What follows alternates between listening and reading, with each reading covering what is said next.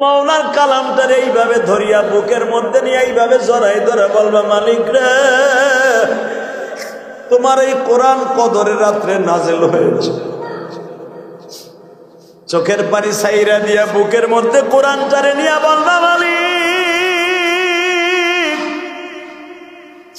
এই কোরআনের জন্য তোমার নবী দান দান মোবারক শহীদ করছে। এই কোরআনের জন্য তোমার প্রিয় হাবিব উহুদের মাঠের দিকে আসার পরে জীবনে কোনোদিন গোশত চাবাইয়া খাইতে পারে। এই কোরআনের জন্য দুনিয়ায় যত হাজার হাজার সাহাবীরা জীবন দিয়েছে মালিক, এই কদরের রাত্রে তোমার এই কোরআন নাজিল হয়েছে। আমি গুনাহগার, কোরআন শরীফ সহি শুদ্ধ ভাবে পড়তে পারি না, তোমার কোরআন বুকের মধ্যে নিয়ে সুমা খাই না। তুমি না বলছো যারা কোরআনকে সুমা খায় সে জানো আমি আল্লাহকে সুমা খায়। কোরআন শরীফে যে হাত দিয়ে ধরিয়া মুসা সে জানো আমি মাওলার চেহারায় মুসা দেয়। যে ব্যক্তি কোরআনকে বুকের মধ্যে নিয়ে আদর করে সে যেন আমি মাওলার বুকে নিয়ে আদর। আল্লাহ বুঝি নাই তোমার কোরআনের এত দাম গো মালিক।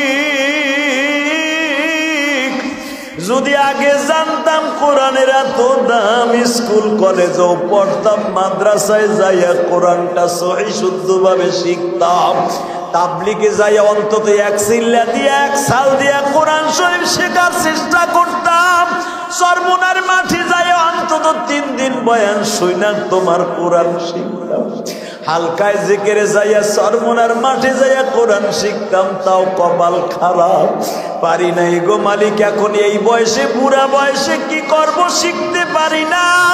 এই জন্য তুমি আমারে লাথি মারিও না। ইলিয়াসুর রহমান জিহাদির মসজিদে বসিয়া তারাবির নামাজ শেষ করিয়া কোরআনটা বুকে নিয়ে আদর করছি, তুমি আমারে লাথি মাইরা তারায় দেব। বিশ্বনবী বলে, আয়েশা রে, মানুষকে যখন কাফন পরাইয়া কবরে রাইখা আমার হাতের দিকে তাকাও আমার যুবক বন্ধুরা।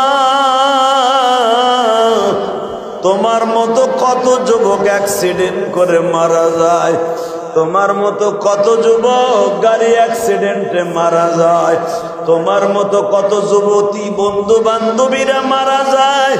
আমার বিশ্বনবী বলে, আয়েশা রে, তুমি আমার কাছে প্রশ্ন করছো মানুষ কখন অসহায় হয়। আয়েশা, তুমি কি জানো টাকা না থাকলেই তাকে অসহায় বলে না, বাড়ি গাড়ি না থাকলে তাকে অসহায় বলে না।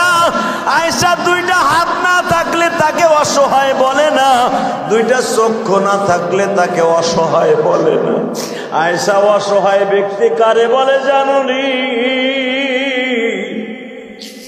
যখন কাফন পরাইয়া জীবনের শেষ গোসল দিয়া বাড়ির সামনে শোয়া রাখে, ছোট বাচ্চাটা বাবার মাথার কাছে বয়া কাঁদে, আমার আব্বুরে তোমরা কেন এইভাবে শোয়া রাখছ? ছোট্ট নাতিটা নানার পাশে বসে, ছোট্ট নাতিটা দাদার পাশে বসে কান্দে আর বলে, আমার দাদার এই পাঞ্জাবিতে কেন শোয়া রেখেছ? আমার দাদা কেন হাঁটা চলা করে না? আমার নানি কেন হাঁটা চলা করে? আয়েশা, ওই লোকটার মতো অসহায় আর কেউ হতে পারে না। আয়েশা, এই লোকটার যখন 4 জনে কান্দে লইয়া কবরে রওনা দেয়, এই লোকটা মনে মনে ভাবে, আমি বুঝি এই 4 জনে আমার সঙ্গে যাবে, আমার পিছনে যত বন্ধু বান্ধব দেখি সবাই সাথে যাবে, আমার বড় ছেলেটারে আমার খাটটা ধরে দেখতাছি, আমার শালা সম্বন্ধী বা চাচতো ভাই মামাতো ভাই সবাই দেখতাছি আমার খাট ধরি আমার সাথে কবরস্থানে যায়।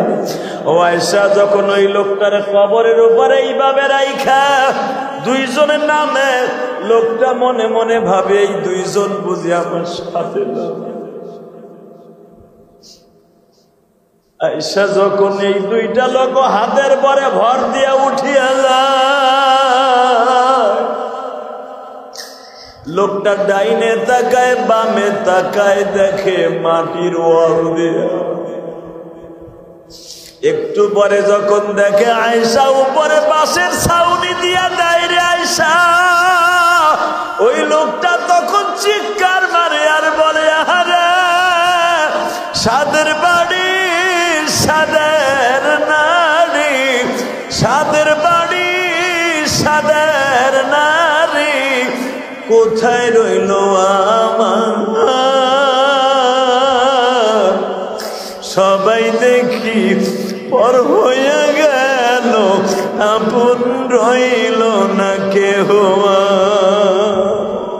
আই সেই লোকটারে যখন রাইখা আসে, বাঁশের ছাউনি দিয়ে দেয়, চাটাই দিয়ে দেয়, লোকটা এক একটা ছিদ্র বলতে থাকে, কোন ছিদ্র দিয়ে আমার ছেলেটারে দেখা যায় কিনা, আমার মেয়েটাকে দেখা যায় কিনা, আমার নাতিটারে দেখা যায় কিনা, আমার জোরের ভাইটারে দেখা যায় কিনা। যখন দেখে আর কিচ্ছু দেখা যায় না, পাড়ায়া পাড়ায়া জনগণে আমার কবরে মাটি দিয়া দেয় রে আয়েশা। তখন ওই লোকটা কবরের মধ্যে এমন জোরে চিৎকার মারে আর বলে, আরে কেমনে থাকবো এই কবরে, কমনে থাকবো এই কবরে, একা শুয়া। মালিক তুমি দেখা রাইখো আমি গুনাহগারকে। বাবা এই লোকটা ডাইনে তাকায় বামে তাকায়, কাউরে না দেখে অন্ধকার কবর। একটু পরেই দেখে বাবা যদি বৎকার হয়, কবরের মধ্যে শরীরের মধ্যে এমন বড় বড় পশমওয়ালা দুইটা লোক ঢুকে। প্রথম আসি এই বাবা এদিকে তাকা, যুবক পায়ের কাছে বান্ধন থাকে, একটা টান দিয়ে কাফনের কাপড়টা খুলিয়ে ফেলে।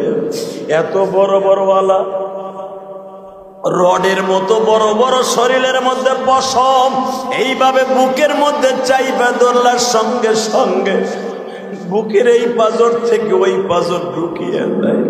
লোকটার এমন একটা দৃশ্য, চোখ নাই কান নাই, কোনো কিছু শুনবার মতো নাই। লোকটা চিল্লায় আর বলে, তুমি কে গো, তুমি কে?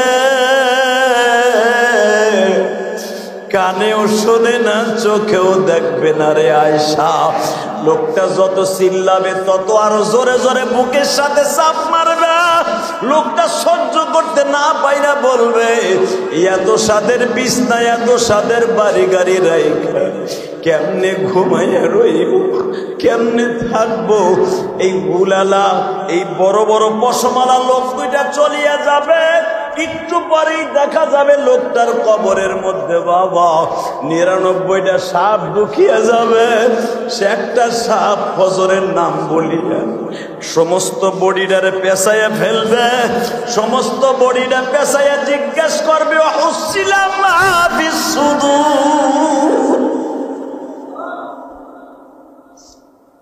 তুই কি কেমনে ভুলে গেছিলি আমার মাওলারে? আল কারিআতু মাল কারিআ ওয়া মা আদরাকা মাল কারিআ ইয়াওমা ইয়াকুনুন নাসু কাল ফারাশিল মাবথুথ ওয়া তাকুনুল জিবালু কাল ইহনিল মানফুস ফাআম্মা মান তাকুলাত মাওয়াজিনুহু فهو في عيشة راضية ألهاكم التكاثر حتى زرتم المقابر। এক একটা আয়াত পড়বে আর জিজ্ঞাসা করবে, কেমনে ভুলে গেছিলি? তুই কি ভুলে গেছিলি কবরটা অন্ধকার? তুই কি ভুলে গেছিলি কবর পোকামাকড়ের ঘর? তুই কি ভুলে গেছিলি এমন একদিন আসবে ছেলে মেয়ে স্ত্রী পুত্র তোর কাছে কেউ থাকবে না? তুই কি ভুলে গেছিলি? يومئذ يصدر الناس أشتاتا ليروا أعمالهم فمن يعمل مثقال ذرة خيرا يره ومن يعمل مثقال ذرة شرا يره। তুই কি ভুলে গেছিলি রে বান্দা? দুনিয়ার আরাম আয়াস পায়া, দুনিয়ার খাট পালং পায়া তুই কি ভুলে গেছিলি আমি মওলা যে একজন আছি? এইটা কি ভুলে গেছিলি? তুই কি এই দিনটার কথা ভুলে গেছিলি যে তোর কবরে কেউ থাকবে না, তুই একা থাকবি? ইয়াউমাইদিন ইয়াসতুরুন নাসু আশতাতাল লিয়ারাউ আ'মালাহুম। তুই কি ভুলে গেছিলি? ওয়া হুসিলা মা ফিস সুদুর। তুই কি ভুলে গেছিলি? তোর এমন একটা দিন আসবে, ইয়াউমা নাহশুরুল মুত্তাকিনা ইলার রহমানি ওয়াফদা। এমন একটা দিন আসবে তোর রোজে মাহশার কায়েম হবে, তোর হিসাব নিকাশ দিতে হবে, তোর জমিন তোর বিপক্ষে সাক্ষ্য দিবে, তোর হাত পাও তোর বিপক্ষে সাক্ষ্য দিবে। তুই কি ভুলে গেছিলি? কোনো জবাব থাকবে না। আল্লাহ ওই দিনটা আসার আগে ঈমান আমল ঠিক করে দেখছো, আমিন। তাকানে দিকে পয়সা ওই লোকটার মতো অসহায় পৃথিবীতে কেউ থাকবে না। বাড়ি আছে, গাড়ি আছে, নারী আছে, ছেলে আছে, মেয়ে আছে, ওই ঘরের মধ্যে কেউ নেই। একা একা পড়ে থাকতে হবে। ওই একা একাত্ম জীবন আপনারও আসবে, আমারও আসবে। কথা ঠিক না বেঠিক? জোরে কর, আরো জোরে। ডাক্তার ইউনূস এখন ক্ষমতায়, প্রধান উপদেষ্টা। ডাক্তার ইউনূসকেও যেই 3খানা কাপড় দিবে, আমি সদরউদ্দিন সেও 3খানা কাপড় দিবে, সাবেক প্রধানমন্ত্রী শেখ হাসিনাকেও যেই 5খানা কাপড় দিবে, ওই 5খান কাপড় দিয়ে আমার জনম দুঃখিনী মায়েরও শোয়াইছে। বেগম খালেদা জিয়া মারা যাওয়ার পরে যেই 5খানা কাপড় দিবে, ওই 5খানা কাপড় আমার জনম দুঃখিনী মাকেও দেওয়া হয়েছে। কথা বলেন না কেন? প্রেসিডেন্ট জিয়াউর রহমানকে যেই 3খানা কাপড় দিছে, শেখ মুজিবুর রহমানরে ওই 3খানা কাপড় দিছে। জিল্লুর রহমানরাও যেই 3খানা কাপড় দিছে, আব্দুর রহমান বিশ্বাসকে ওই 3খানা কাপড় দিছে। কথা বলেন না কেন? প্রাণের ভাইরা, 3 নম্বরে হলো জিয়ারত। কেন জিয়ারত করবেন? আপনার জনম দুঃখিনী মা কবরে এতিম হয়ে পড়ে রয়েছে। মসজিদের কোনায় বসে সূরা ইয়াসিন তেলাওয়াত করে, অথবা ঘরের মধ্যে সূরা মুলক, সূরা ইয়াসিন তেলাওয়াত করে আপনি যখন হাত দুটো তুলবেন, আল্লাহ আমার মা ওই বাগানে কেমন আছে জানি না, আমার বাবা কবরে কেমন আছে জানি না, চোখের পানি নাকের ডগায় আসার আগে আপনার মায়ের কবর আযাব মাফ, আপনার বাবার কবর আযাব মাফ, আপনার ভাইয়ের কবর আযাব মাফ, আপনার বন্ধুর কবর আযাব মাফ, আপনার স্ত্রীর কবর আযাব মাফ, আপনার সন্তানের কবর আযাব মাফ। এখন যদি এই রাত পাওয়ার পরে হুইয়া থাকে না, ঘুমায় থাকে না, শীত হয়ে থাকে বউ লইয়া, আপনার মতো কপাল পোড়াই জমিন একটাও নেই। কথা কন না কেন? কথা কন। এই জন্য কদরের রাত আল্লাহ একটা দেয় নাই, কারণ আল্লাহ জানে একটা যদি দেই বদমাইশ গুলো ওই রাত্রে একবারে মসজিদের টাইলস কালা বানায় হালাবে, সেজদা দিতেছে। কথা কন না কেন? আমি আল্লাহ জানি কদরের রাত্রে যদি আজকে শুধু 27 রাত্রে দিতাম, ওরা 27 রাত্রে আমি আল্লাহরে ডাকতে ডাকতে ফজর বন্ধ একবারে পুরো তামা তামা বানায় হালাইতো, যে মনে হয় এই রাত্রি আল্লাহরে পাবো। আমি এই জন্য আমি আল্লাহ কদর রাত্রে একটা দেই নাই, 5টা দিছি। কয়টা? জোরে কর, আরো জোরে। এইটা দিয়ে চলে গেল কয়টা? কথা কর না কেন? হ্যাঁ, আছে কয়টা? একটা আছে, 29 তারিখ। এই মুসলমানের পোলা, আমি সবে বরাত 2টা পাইছি, একটা পাইছি, দোনোটা পাইছি মদিনায়। আলহামদুলিল্লাহ বলেন। আমি যখন প্রথম সবে কদর পাইলাম, আমাকে বাংলাদেশে তখন ছিল 18 রোজা, সরি বাংলাদেশে ছিল 20 রাত, আর ওই দেশে ছিল 21 রাত। 21 রাত্রে একবার আমি রসুলের রওজার পাশে ছিলাম। রসুলের রওজার পাশে বইয়া জিরো জিরো চিল্লাই চিল্লাই বলছি, ও মালিক, এই কদরের রাত আমার জীবনে আর পাবো কিনা জানি না, তবে তুমি আমারে মাফ না করে মদিনার থেকে বাংলাদেশে নিও না। আমার মনে হয় এই বছর 21 তারিখ সম্ভবত কদরের রাত্র চলে গেছে। আলহামদুলিল্লাহ বলেন। আমি যার কাছে জিজ্ঞেস করছি, সমস্ত উলামা একরাম বলেন 21 তারিখে বাংলাদেশে সবে কদর চলে গেছে। সম্ভবত বলা যাবে না ওই রাত্রি গেছে, হতে পারে 27 তারিখও আজকে চলে যেতে পারে। কথা বলেন না কেন? যারা 30 পারা কোরআন শরীফ নামাজের মধ্যে দাঁড়ায় দাঁড়ায় শুনছেন, আপনার মতো বাদশা আর কেউ নেই। যারা 30 পারা কোরআন শরীফ যে হাফেজরা পড়াইছে, এক একটা খতমের বিনিময়ে 70টা করে খতম পাইছে। এই জন্যই তো হাফেজ কোরআনের সিনা পচবে না, এই জন্যই তো হাফেজ কোরআনের মাথার ঘিলু কোনোদিন নষ্ট হবে না। এই জন্য হাফেজ কোরআনকে আল্লাহ রাব্বুল আলামিন তার মা বাবাকে নূরের টুপি পরিধান করাবে।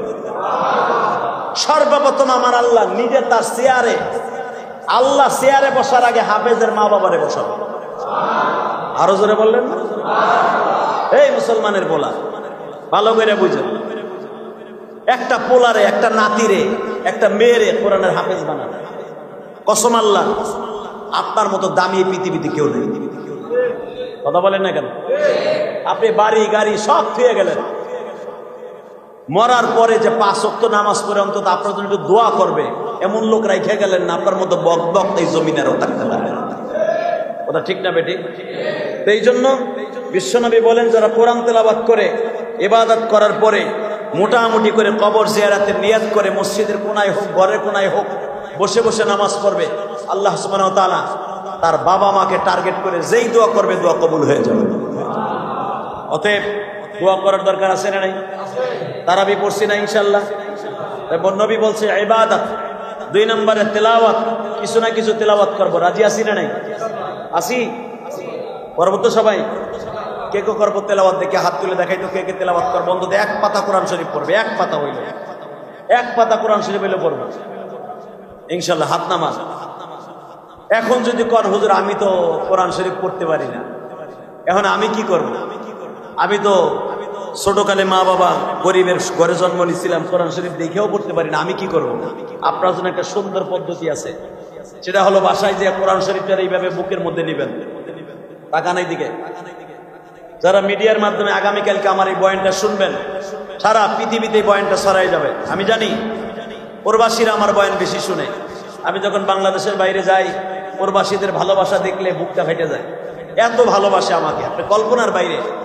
এই বছর সেহরিতে একটা অনুষ্ঠান করছি, সেহরিতে দোয়ার অনুষ্ঠান, ইফতারিতে দোয়ার অনুষ্ঠান, জোহরে দোয়ার অনুষ্ঠান, যেখানে যাই শুধু প্রোগ্রাম আর প্রোগ্রাম। সৌদি আরব, আলহামদুলিল্লাহ বলেন।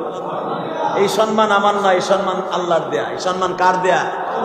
হ্যাঁ, কিভাবে ঠিক পাই? ইলিয়াস রহমান যদি অমুক হোটেলে আছে, যাকে যাকে মৌমাছির মতো লোকগুলো হোটেলে খুঁজা খুঁজা আমার বাইর করে, খুঁজা খুঁজা বাইর করে কেমনে কিভাবে, হুজুর আমাদের তাবুতে যেতে হবে, হুজুর আমার হোটেলে যেতে হবে, হুজুর আমাদের অমুক জায়গায় যেতে হবে দোয়ার জন্য, হুজুর আপনার জন্য অপেক্ষায় আছে, আপনি কবে আসবেন। এই ভালোবাসা আমি ইলিয়াস রহমান জেহাদি প্রবাসীদের ভালোবাসা জীবনে শেষ করতে পারবো না। এই ভালোবাসা আমার মায়ের দোয়া, এই ভালোবাসা আমার নানার দোয়া, এই ভালোবাসা একমাত্র আমার রব্বে কারিমের ফজলের করম। কত বক্তাই তো, কত মানুষই তো সৌদি আরবে যায়, কেউ তো কাউরে জিজ্ঞেস করে না, কিভাবে খুঁজা খুঁজা বাড়ি করে আমি নিজেও জানি না। এটা আল্লাহর ফজল ও করম। কথা ঠিক না বেঠিক? তো আমি আপনাদের সকলের কাছে বলবো, যারা কোরআন শরীফ পড়তে পারেন না তারা এইভাবে বাসায় যাবেন, বাসায় যে আপনার মেয়েটাকে বলবেন, মা তোমার না 1000 টাকা বেতন দিয়ে কোরআন শরীফ শিখাইছি, আব্বু তুমি 1 পাতা কোরআন শরীফ পড়ো তো, আমি শুনি। সুবহানাল্লাহ বলেন না? আপনার স্ত্রীকে বলবেন, তুমি 1 পাতা কোরআন শরীফ পড়ো তো, আমি তোমার পাশে বয়ে বয়ে শুনি।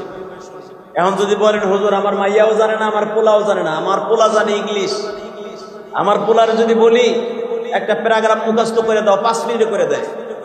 আমার পোলারে যদি একটা ইংলিশে একটা কবিতা বলতে বলি, বাস 2 মিনিট লাগবে শোনাইতে। কিন্তু হুজুর আমি ভুল করে ফেলেছি, আমার ছেলেও তো কোরআন শরীফ পড়তে জানে না। এরকম আল্লাহর ওলি আছে না নাই? হ্যাঁ, বাংলাদেশে এমনও বুদ্ধিজীবী ছিল, আপনারা জানেন কয়েক বছর আগে বাংলাদেশে এক নাস্তিক মরছিল, এক বুদ্ধিজীবী, অনেক বড় বুদ্ধিজীবী, নাম করে চিনে নেবেন।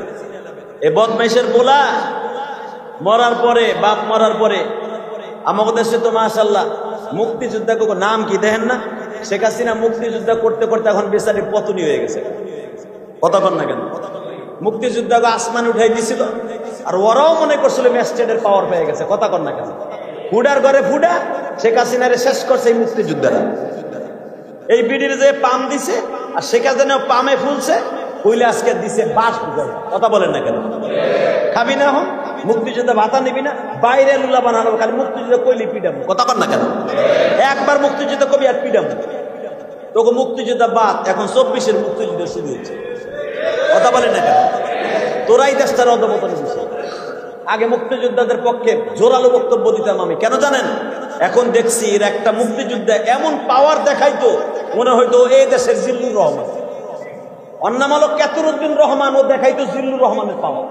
কথা কন না কেন? অন্নামালক সদরউদ্দিন রহমান ও দেখাইতো শেখ মুজিবুর রহমানের পাওয়ার। কথা কন না কেন? ও দেখাইতো জিয়াউর রহমানের পাওয়ার। দিছে আল্লাহ সুদাইয়া। আল্লাহ অতিরিক্ত কোনো কিছু পছন্দ করে না। কথা বলেন না কেন? এক বুদ্ধিজীবী মুক্তিযোদ্ধার পোলা জানাজায় কারাইছে, আপনারা দেখছেন, সারা দুনিয়া দেখছে সোশ্যাল মিডিয়ায়। ঈদের নামাজে জানাজা উঠলে হাত উঠাইতে হয় না? মুক্তিযুদ্ধের পোলা জাতীয় ঈদগাহে ঈদে জানাজার নামাজ পড়তে খাড়াইছে। এ মনে করছে এত জীবনে কেমনে পড়ে এটা দেখে নাই। সবাই জানাজায় খাড়াইছে, উনি বুদ্ধিজীবীর পোলা, উনি হাত উঠাইতেছে, উনি ঈদের নামাজ পড়তেছে। আর মিডিয়াও কি বেজরমা ওই দিকে ওর দিকে ধরে রাখছে। বুদ্ধিজীবীর পোলায় করে কি মগার পর মগায় করে কি? সবাই তাকবীর দেয়, হাত না এইভাবে বান্দা তারাবি। এই জানাজার নামাজে কি হাত উঠাইতে হয়? কথা কন না কেন? মশা খাদাইতেছে। মিডিয়া ভালো করে এটা কভারিং করছে। আর দেখছে, দেখো মুক্তিযুদ্ধের পোলা ক্যামেরিস্ট বিশ্ববিদ্যালয়ে পড়ছে, সে আমেরিকা, সে লন্ডন, এমন কোন এলেম নাই, শিক্ষা অর্জন করে নাই, জানাজাটা কেমনে পড়তে হবে বাট পারবে বেড়া বাত্তা এটা শেখে নাই। কথা কন না কেন? কি দাম আছে বলেন? কুত্তার দাম আছে, আপনার জিন্দিগির দাম নেই। ঠিক না বেটে? হ্যাঁ, এই জন্য আমার বিশ্ব নবী বলেন, তুমি তোমার ছেলেকে বলবা, মা এক পাতা কোরআন শরীফ পড়ো।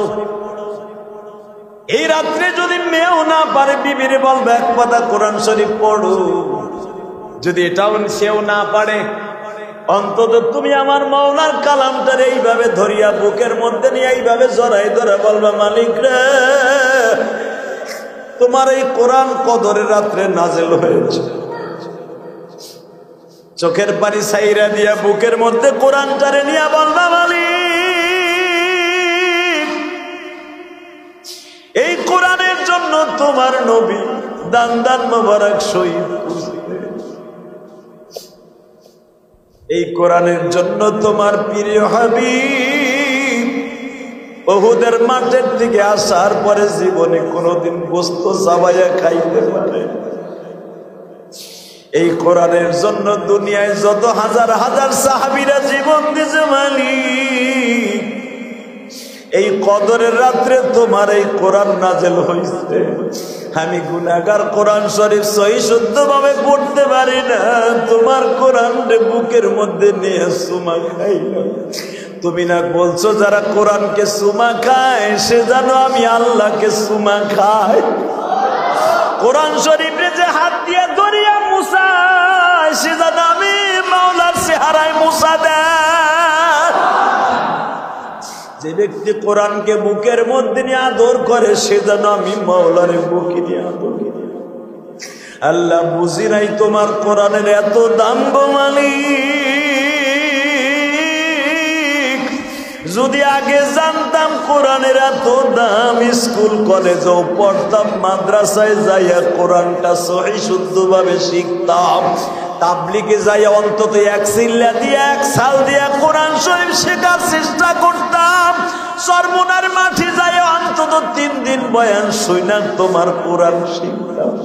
হালকায় জিকিরে যাইয়া সরমুনার মাঠে যাইয়া কোরআন শিখতাম, তাও কপাল খারাপ, পারি নাই গো মালিক। এখন এই বয়সে, বুড়া বয়সে কি করব, শিখতে পারি না। এই জন্য তুমি আমারে লাথি মারিও না। ইলিয়াসুর রহমান জেহাদের মসজিদে বসিয়া তারাবির নামাজ শেষ করিয়া কোরআনটা বুকে নিয়ে আদর করছি, তুমি আমারে লাথি মাইরা তারায় দিও। আমি আপনারে ওয়াদা করে গেলাম, এইভাবে যদি এই রাত্রে কোরআনটারে বুকে নিয়েও একটু আদর করতে পারেন, মাফের আশা করতে পারে।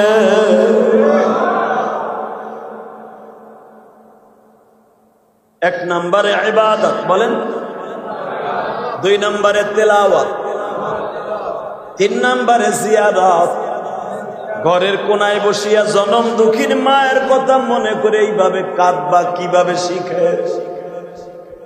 আমি আপনাদের কাছে আমার নিজের কথা বলি, আমি ঈদের সময় আসলে সহজে নিজে কোনো জিনিস কিনতে চাই না। নতুন ঈদের জিনিস আমি সহজে পড়তে চাই না। হয়তো কয়েক বছর ধরে কিনি, বাসার থেকে কেনে, অথবা অনেক বন্ধু বান্ধবে হাদিয়া দেয়, অনেক মুসল্লিরা হাদিয়া দেয়। তাও আমি বেশিরভাগ নতুন জিনিস পরে আমি ঈদের নামাজ পড়াইতে যাই না। আপনারা খেয়াল করবেন, আমি আগের পুরান জিনিস পরে, কারণ আমার জামা কাপড় এমনিতে সারা বছর নতুন থাকে। কারণ আমার পাঞ্জাবি জামা কয়টা আমি নিজেও কইতে পারবো না। কারণ হজে গেছি, কত মুহিব্বিনরা আনবো না, জোর করে হুজুর আমার এই পাঞ্জাবিটা আপনার নিতে হইবে। আর পাঞ্জাবিটা এক 2 টাকার দাম না, এক একটা পাঞ্জাবির দাম 20,000, 24,000, 26,000 টাকা এক একটা পাঞ্জাবির দাম। আলহামদুলিল্লাহ বললেন না?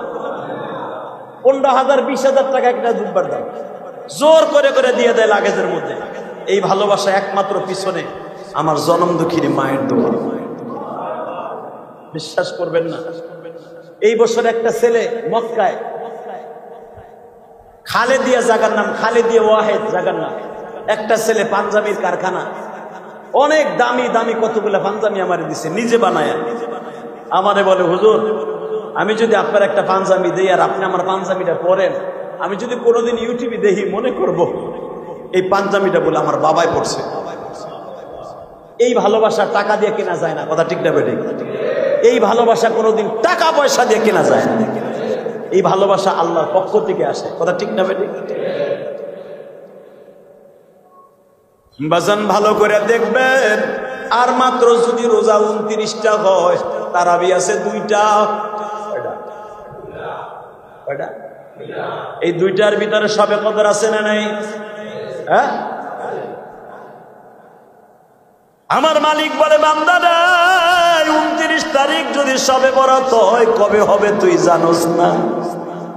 সবে বরাত যদি 29 তারিখে হয়, আমি মালিক তোর সাথে ওয়াদা দিলাম, তোর জন্য জান্নাত ওয়াজিব।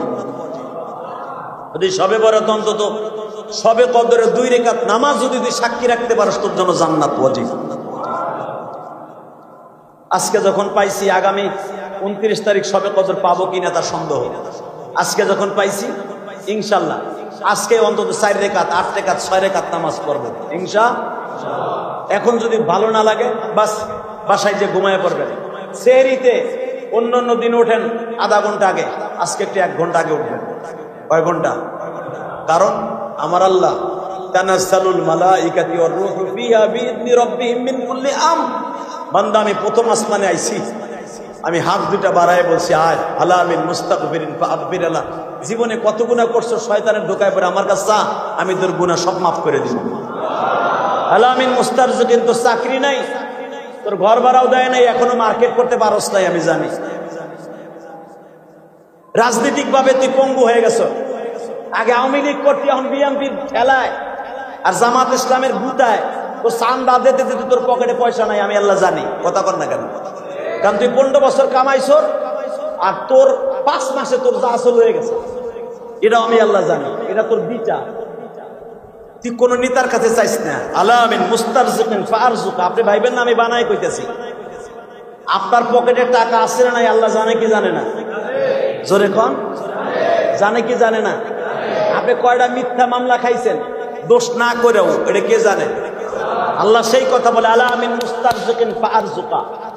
মিথ্যা মামলা খাইছ, তুই জানোস আর আমি জানি, তুই এটা করস নাই, দলের কারণে মামলা খাইছ। আমি ওয়াদা দিছি তোর মামলার উকিল আমি হব। সুবহানাল্লাহ। সেহরির সময় যে কই এ জোরে কও। আল্লাহ নিজে বলেন, আলামিন মুস্তারজিকিন ফারজুকা আলা কাদা হাত্তা ইয়াতলা'আল ফাজর ওফি আলা কাদা হাত্তা ইয়াতলা'আল ফাজর। এইভাবে তোর মনের যত কথা আছে আমার কাছে ক, কদরের রাত্রে আমি সব শুনবো। কারণ আমি তোর কাছে চলে আসছি, তুই যাস কবি তাই শুনবি। তোর কাছে হাত বাড়ায় দিছি, চা, কি চাবি? চা। আলা কাদা এইভাবে চাইতে থাক, তুই যা চাবি তাই, তুই যা চাবি তাই। আল্লাহর কাছে চাইতে কম চাবো? হ্যাঁ, প্রথম চাবো আজকে আল্লাহ আমাকে মাফ করে দাও। কি চাবো বলেন? 2 নম্বরে আমার জনম দুঃখিনী মায়েরে মাফ করে দাও। 3 নম্বরে আমার বাবারে মাফ করে দাও। 4 নম্বরে আল্লাহ এমন সম্পদ তুমি আমারে দিও কারোর সামনে যেন মাথা নত করতে না হয়, আবার এমনটা দিও না যেন তোমার রাস্তা দিকে সরে যায়। আছে না নাই? হ্যাঁ, অনেকে দেখবেন সম্পদের গরমে ও আল্লাহরই ভুলে যায়। আছে না নাই? আপনি বিশ্বাস করবেন না, গতকালকে একটা প্রোগ্রামে গেছিলাম আমি, একজনে বলতেছে তার দোকানে বইয়া, আরে বেটা টাকা হইলে আল্লাহরও কেনা যায়। হ্যাঁ, নাউজুবিল্লাহ, বৌরলিয়ে ঘুমাইয়া কই মিয়া, ভালো করে বুঝো, টাকা থাকলে আল্লাহরে কেনা যায়? হ্যাঁ, কথা আসতে কইলেন যে। রাস্তার উপরে কি কমু আরে কর, তো আর আমি কিছু করতে পারি না। আমি যদি কইলে যে একটা অপমানজনক কথা, টাকা হইলে আল্লাহরে কেনা যায়, তার মানে আমার আল্লাহ মাঝে মাঝে মামলা খাইয়া টাকা টুকা পকেট খালি হয়ে যায়, ওর মতো বদমাইশের কাছ থেকে টাকা নিয়ে আল্লাহ মামলা খালার চায়, তাই না? আল্লাহ কি বলে শোনেন, আল্লাহ কোরআনে, তাবারাকাল্লাযী বিয়াদিহিল মুলক, হে বান্দা তুই আমার কি মনে করোস? তাবারাকাল্লাযী বিয়াদিহিল মুলক, আমি আল্লাহ এত বড় সম্পদের মালিক, সারা পৃথিবী আমার হাতের মুঠোর মধ্যে। আল্লাযী খালাকাল মাউত ওয়াল হায়াত, তোর মরণ তোর জীবন আমার হাতে, ঠিক না বেঠিক? কে বলছে এই কথা? হ্যাঁ, যদি এই সূরাটা পারেন পড়বেন বাসায় যেয়ে, পড়ে আপনি যদি কালকে মারা যান অথবা আগামী রমজান আসার আগেই মারা যান, এই কদরের রাত্র সাক্ষী এই সূরা মুলক আপনার কবরের ভিতরে একটা পাখি হইয়া ঢুকবে। পাখি হইয়া ঢুইকা আপনার ডানার মধ্যে ঘুম পড়াইয়া একটা উড়াল মারবে, একটা উড়াল দিয়া আপনার রুহুটারে লইয়া আল্লাহর আসমানে চলে যাবে। আপনার ডানার মধ্যে নিয়ে কিয়ামত পর্যন্ত এই পাখিটা ঘুমায় থাকবে। রোজে মাহশার ইয়াউমা নাহশুরুল মুত্তাকিনা ইলার রহমান ইয়াবদা, আল্লাহ কোরআনে বলেন যেদিন কিয়ামতের মাঠ কায়েম হবে সেদিন এই পাখিটা একটা পান খায় ঢাকা দিবে, একটা ঝাড়ি দিয়ে আপনারা ফেলবো কিয়ামতের মাঠে, ফেলাই আবার বগলে নিয়ে বলবো, আল্লাহ এর এতদিন যখন আমার পাখার মধ্যে রাখছি, এর এই পাখার মধ্যে থেকে বাইর করে জাহান্নাম দিও না। এর সূরা মুলুকের আমল করার কারণে, তোমার এই সূরাটার আমল করার কারণে এর জান্নাত দিবা, তারপর আমি এখান থেকে চলে যাব। সূরা মুলক আপনার উকিল হয়ে আপনাকে জান্নাতে ঢুকায় দিয়া এরপর আল্লাহর কোরআন আল্লাহর কাছে চলে যাবে। সূরা মুলক যারা পারেন এই রাত্রে তেলাওয়াত করবেন, সূরা ইয়াসিন যারা পারেন এই রাত্রে তেলাওয়াত করবেন, ইনশাআল্লাহ আশা করা যায় মাপ পাবো।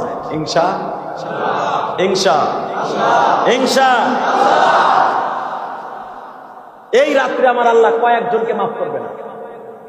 1 নম্বরে নেশাখোর, 1 নম্বরে যারা মদ খান, জুয়া খান, গাঞ্জা খেলেন, গাঞ্জা খান, জুয়া খেলেন, হিরোইন খান, এদেরকে আল্লাহ মাফ করবে না।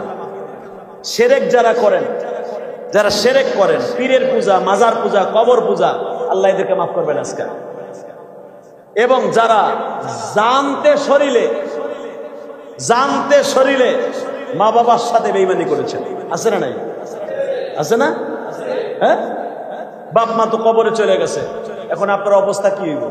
মনে রাখতে হবে, যেই সন্তানের পরে মা বাবার বর্দ আছে, আল্লাহর জাতের কসম করে আল্লাহ বলেন, তুই সিজদা দিয়ে লাভ নাই, তুই আমার কাছে সিজদা দিস না, তোর সিজদা কোনো লাভ নাই। এই বান্দা মনে রাখবি, একটা লোকের পেট ভরে যাওয়ার পরে তার কাছে স্বর্ণের দিয়ে যদি পুরি বানায় দেন, ওই লোকটার কাছে খাইতে ভালো লাগবে না। এই বান্দা, তোর সিজদা আমার কাছে টেস্ট লাগবে না, কারণ তোর বরদোয়া এমন ভরে গেছে তোর জিন্দেগিটা, তোর বরদোয়ার কারণে তোর কোনো ইবাদত আমার আসমানে আসবে না। তুই আমার কাছে সিজদা দিস না। এখন প্রশ্ন আসতে পারে, তাহলে আমার কারণটা আমি করবোটা কি? কদর রাত্র পাইছি, তাহলে আমার কুত্তা হিসাবেও কি আল্লাহ মাফ করবো না? আল্লাহ বলেন, তোর জন্য একটা সিস্টেম আছে। যদি মা বাবা বাইচা থাকে, দূরে থাকে, টেলিফোন করে বলে ফেলবি, মা গো কদরের রাত্র তুমি যদি একটু মাফ করে দিতাম, আজকে মাফ পেয়ে যেতাম। তোর যদি এইটাও কাছে না থাকে, টেলিফোনে বললি, কাছে থাকলে দাম করে বাবা মায়ের হাতটা টান দিয়ে ধরে বলবি, আল্লাহ আমার বাবা মার কাছে মাফ চাইছি, তুমি মাফ করে দাও। আল্লাহ বলেন, তোর মায়ে যদি মাফ করে দেয়, আমিও ওয়াদা করলাম আমি মাফ করে দিচ্ছি।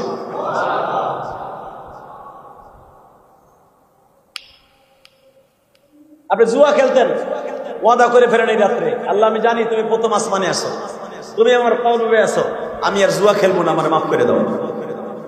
আল্লাহ বলেন যা, মাফ করে দিলাম। তুই যদি এইভাবে কস আল্লাহ আমি সুদ খাইতাম আর খামু না, যা, তুই যখন আমার কাছে ওয়াদা করছো এই রাতের খাতির আমি তোরে মাফ করে দিছি, কারণ আমি অন্তরের খবর জানি তুই কি করবি না করবি আগামীকালকে, আমি মাফ করে দিছি। আল্লাহ রাব্বুল আলামিন আমাদের বুঝে বুঝে আমল করার তৌফিক দান করুন। এই কদরের রাত্রে যে মা বাবা হারিয়েছি, অন্তত দুইটা চোখের পানি ছেড়ে দিয়ে তাদের জন্য কান্নাকাটি করবো ইনশাআল্লাহ। কারণ এত কষ্ট করে বাড়ি গাড়ি সব করে দিয়ে গেলাম আমরা, এই বাড়িতে বসে আমার একটা রাত্র ঘুম আসে না, এসির মধ্যে না ঘুমাইলে, ফ্যানের নিচে না ঘুমাইলে, কবরে ইলেকট্রিক নাই, ফ্যান নাই, বাতি নাই, কেমনে থাকবো? সবকিছু নিয়ে কবরে যেতে হবে ইনশাআল্লাহ। আল্লাহ আমাদের সবাইকে তৌফিক দান করুন। কি এবং এই রাত্রে আমার বিশ্বনবী বলেছেন কদরের রাত্রে ইবাদত, তেলাওয়াত, আর একটা কাজ হলো আয়েশা, আমার নবী আয়েশাকে বলতেছে, আয়েশা তেলাওয়াতের পাশাপাশি জিয়ারত, জিয়ারত যদি করতে যাইয়া কোনো মানুষ তার মা বাবার জন্য আল্লাহ রাস্তায় দান করে, আমার আল্লাহ ওই দানের খাতিরে তার বাবা মাকে মাফ করে দিবে। এই রাত্রে বেশি বেশি দান করবো ইনশাল্লাহ। বলেন পারবো না ইনশাল্লাহ? হ্যাঁ, যদি এখন বলি যারা আজকে দোয়ার জন্য মা বাবার জন্য দরখাস্ত করছেন আমার কাছে, এক মহিলা আবু বকরের কাছে 200 টাকা পাঠাই দিয়েছে আমার কাছে দোয়ার জন্য। দোয়া করার জন্য টাকা লাগে না, দোয়া করার জন্য কোনো কিছু লাগে না, মুখ দিয়ে বললেই হয়। টাকা পাঠাই দিয়েছেন আলহামদুলিল্লাহ। আর এক মহিলা, ওই যে আবুল সাহেব আছেন, আবুল সাহেব, 5 তলা এক মহিলা আজকে দুপুরে আইছে, হুজুর আপনার এই মসজিদের জন্য আমি 4000 টাকা দিয়ে গেলাম। আলহামদুলিল্লাহ বলেন না? মসজিদের রসিদ দিয়ে দিলাম আমি।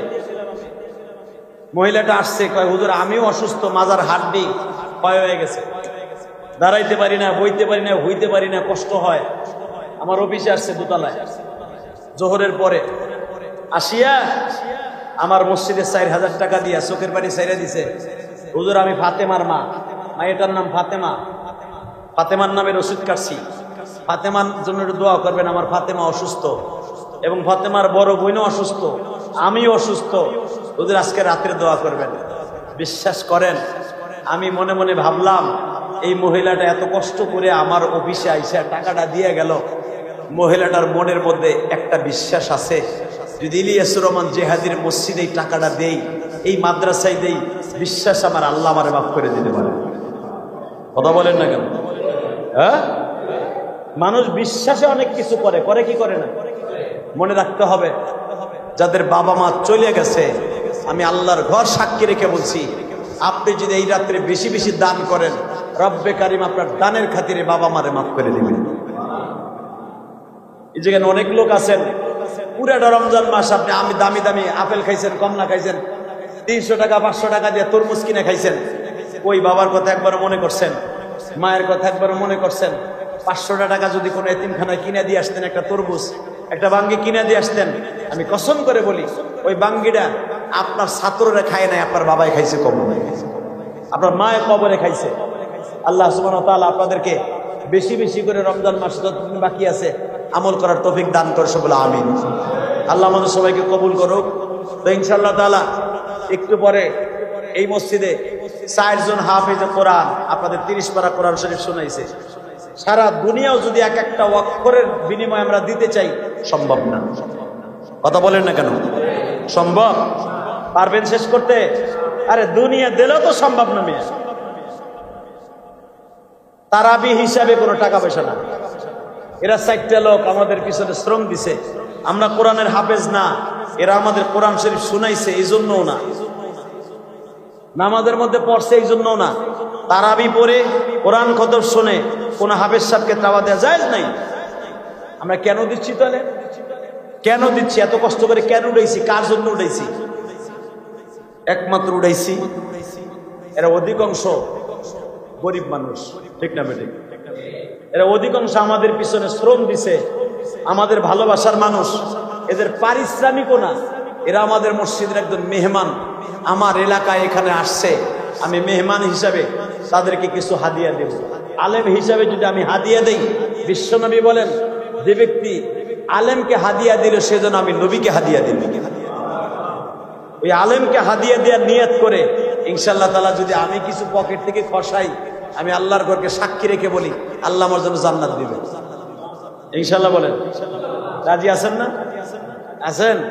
এখন যদি আমি কই এই হাফেজ সাহেবদেরকে আমি বিদায় করবো, এরা বাড়তে যাইব, আপনার ছেলে মেয়ের যে লাগা 5,000 10,000 টাকার মার্কেট করছেন, এই হাফেজ সাহেবরে আপনি অন্তত 500টা টাকা দিবেন, 5,000 দেওয়ান লাগবো না, 1,000টা টাকা দিবেন। আপনার জনম দুঃখিনী মায়ের 1,000 টাকা দিয়ে একটা জনিপ্রিন শাড়ি কিনতেন না, মা কবরে আরামে থাকবে। আমি জিহাদি গ্যারান্টি দিলাম এই কদরের রাত্রে দানের জায়গা পাইতেছেন না, দেন তো কে দিবেন? 1,000 টাকা 500টা টাকা এই আলেমদেরকে সাহায্য করবে, আলেমদেরকে হাদিয়া দিবেন। আসেননি কেউ? হুজুর আমি 500 টাকার একটা নোট বাইর করে দিলাম আমার মায়ের জন্য, 1,000 টাকার নোট বাইর করে দিলাম আমার বাবার জন্য। আমার বিশ্বাস আপনার বাবা মা কবরে ভালো থাকবে ইনশাল্লাহ। কি দিবেন নি কেউ? 500 টাকা, 1,000 টাকা, অথবা আজকে পারবেন না, রাত্রে নিয়ে আসেন নাই, জুমায় নিয়ে আসবেন আগামীকালকে। আসেন কেউ? ওয়াদা করবেন আপনি দিবেন। কত? 500। আর কে? আর কে দিবেন? 500 1,000 টাকা আজকে নিয়ে আসেন নাই, কালকে দিয়ে দিবেন আপনি। আর কেউ নাই? হ্যাঁ, আপনিও দিবেন মাশাআল্লাহ। শোনেন, দানের জন্য মন থাকার দরকার আছে, আছে না নাই? অনেকে বাড়ির মালিক, গাড়ির মালিক, সবকিছুর মালিক, দেখবেন দানের ক্ষেত্রে সবার পিছনে ওই ব্যক্তি, আছে না নাই? এই যে আমি উমরায় যাওয়ার আগে আপনি বিশ্বাস করবেন না, আমি এই হাফেজদেরকে 20,000 টাকা দিয়ে গেছি। কত? হ্যাঁ, আমি যদি আপনারে কই আপনি 20,000 না 2,000 না, আপনি চিত হয়ে পড়বেন। 20,000 টাকা দিছি, ভিতরে এক জাররা পরিমাণ কোনো পুরনি নাই, জ্বালানি নাই।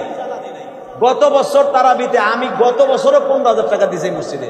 এখন যদি কোন মসজিদ আপনি করছেন, আপনি দিবেন না কে দিব? না, মসজিদ আমি করছি, মসজিদ আমার না। কত কর না কেন?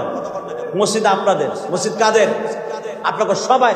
আমি ইলিয়াস রহমান জিহাদির মসজিদ না, এটা এটা আপনাদের। আমি বারবার বলি, এখন যদি আপনি মনে মনে ভাবেন না এটা আমার মসজিদ, না, এটা ভুল হবে। মনে রাখবেন, আল্লাহর ঘর মনে করে দিবেন, আল্লাহর জান্নাতে ভালো থাকবেন। কি কে দিবেন বলেন? আর 500 1,000 টাকা কে? আর কে দিবেন? কে দিছে? আপনি দিবেন মাশাআল্লাহ। এই যে আমার ভাই এতে কেমন করছে, এতে আমি বইয়া 500 টাকা দিয়ে দিছে, সুবহানাল্লাহ বলেন না? আর একজন 500 টাকা আগে দিছে। দোয়াই লোক পাইবো না, পাইবো কি? ওই পারের ওহেল ব্যাপারী চাইরে না দিবা না, আবার কবা আল্লাহ মাফ করে দিব, দান মান ছেড়ে দেহাই দিতে নাই।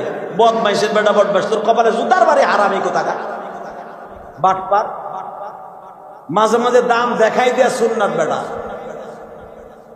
কেন দেখাই দেয়া সুন্নাত? আমার দেখা দেখে আর একজন দিবে, আলহামদুলিল্লাহ বলেন। আর কে দিবেন কন? আর কে দিবেন? আর কে? 1,500 টাকা আর কে দিবেন?